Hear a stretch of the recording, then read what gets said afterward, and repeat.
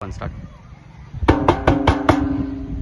आओ आओ नाटक देखो, आओ आओ नाटक देखो, आओ आओ नाटक देखो, आओ आओ नाटक देखो। कुछ समझाने आए हैं, नुक्कड़ नाटक लाए हैं। कुछ समझाने आए हैं, नुक्कड़ नाटक लाए हैं।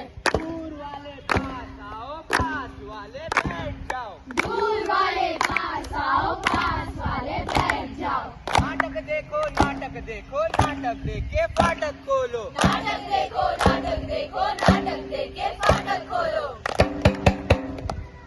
आज बात होगी पहचान की, आज बात होगी उपयोगिता के हक की, आज बात होगी मानकों की, आज बात होगी सही और गलत की, आज बात होगी असली और नकली की, आज बात होगी BIS की।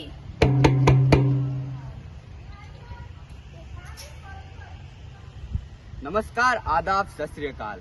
आज हम आप सबको भारतीय मानक ब्यूरो के बारे में बताएंगे, जिसका मुख्य कार्य और कर्तव्य हमारे रोज जिंदगी से जुड़े वस्तुओं और सेवाओं के बारे में है। मानक, जो कि एक प्रकार का मापदंड है, वह सुनिश्चित करता है कि उपभोक्ता की तरफ से वस्तु सुरक्षित और विश्वसनीय है।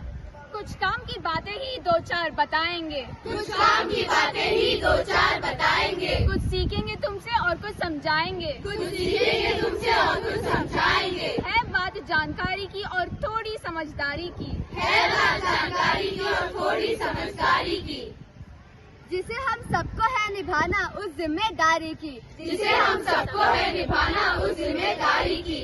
है सबसे जरूरी क्या क्यों, है सबसे जरूरी क्या क्यों, ये हम बतलाएंगे।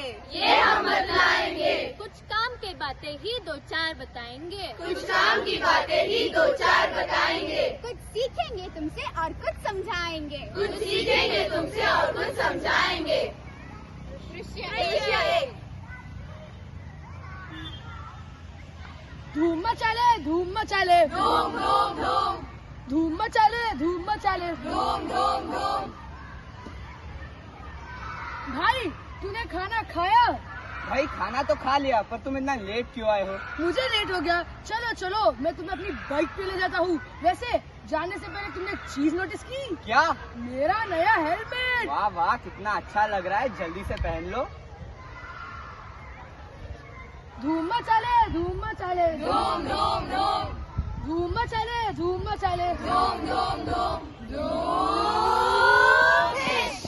अरे अरे, क्या आप ठीक हो? नहीं, मेरे सिर पर चोट लगी है। अरे उठाओ। ये कौन सा हेलमेट है आपका? अरे ये हेलमेट नहीं, ये तो कटोरा है। मैम, आप ये गलत बात नहीं कह रहे। देखिए सर, आपकी समझदारी के लिए एक चीज जरूर बताऊंगी। जब भी आप मार्केट हेलमेट खरीदने जाते हैं, तब उस पर BIS का मार्क और CML नंबर रहना जरूरी है। और अगर वो नहीं है तो फिर वह एक गैर कानूनी वस्तु है और उस वस्तु का उपयोग करने से आपकी जान को भी खतरा है। ये तो आपने बहुत बढ़िया बात कही, लेकिन मेरा एक सवाल है। मैंने जिस व्यक्ति से ये हेलमेट खरीदा है, वो व्यक्ति ऐसा हेलमेट बेच कैसे रहा था, और कोई न कोई रोज बाजार में ऐसी गैर कानूनी वस्तु ला रहा है। बिल्कुल सही सवाल पूछा है आपने। उसका जवाब आपके पास ही है। जो वस्तु खरीदते हैं उस पर DIS सर्टिफिकेट और क्वालिटी मार्क होना जरूरी है। और हम जानते भी हैं, कुछ लोग पैसे बचाने के लिए ये वस्तु खरीद भी लेते हैं, और जो ये वस्तु बेचते हैं हम उनकी शिकायत भी नहीं करते। मैम, आपने अच्छी बात बताई और इतना लंबा चौड़ा भाषण भी दिया, तो आपका यह कहना है कि सरकार का काम भी हम जनता ही करें? अरे नहीं, इसको कहने का ऐसा बिल्कुल भी मतलब नहीं था। अभी आप ही बताइए, सरकार का काम जनता क्यों करेगी? सरकार का काम सरकार खुद करेगी ना। अरे चलो चलो, इनका भाषण शुरू होने से पहले हम ये जान लेते हैं कि ऐसी कौन कौन सी वस्तुएं हैं जो इसके अंतर्गत आती हैं। अरे BIS की सूची में ऐसे 450 वस्तुएं हैं जिनकी सर्टिफिकेशन हो चुकी है, जैसे पंखा, फ्रिज, टीवी, हीटर, कूलर और न जाने क्या क्या।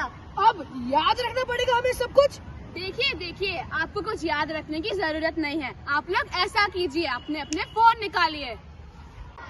मेरे पास तो एप्पल का है। अरे हाँ, ठीक है, आपके पास कौन सा भी फोन चलेगा। उस पर BIS केयर ऐप डाउनलोड कीजिए, उस पर आपको सारी जानकारी मिल जाएगी। तो भाइयों और बहनों, जब भी आप सामान खरीदने जाते हैं तो BIS ऐप में देख लीजिएगा। अरे रुको, क्या हुआ? मान लीजिए गए थे मार्केट नई इलेक्ट्रॉनिक आयरन खरीदने के लिए। प्रोडक्ट पर BIS मार्क और CML नंबर दोनों ही चेक किया, पर घर आते ही प्रोडक्ट निकला एकदम खराब। फिर पता चलता है कि CML नंबर और BIS मार्क दोनों ही फर्जी है। इसका मतलब है उपभोक्ता को ही ठग लिया। देखिए, इसका जवाब BIS ऐप में ही है। आप उस वस्तु का CML नंबर डालकर यह जान सकते हैं कि वह वस्तु फर्जी है या नहीं। तो देख लिया आपने, BIS कितना जरूरी है हमारी रोजाना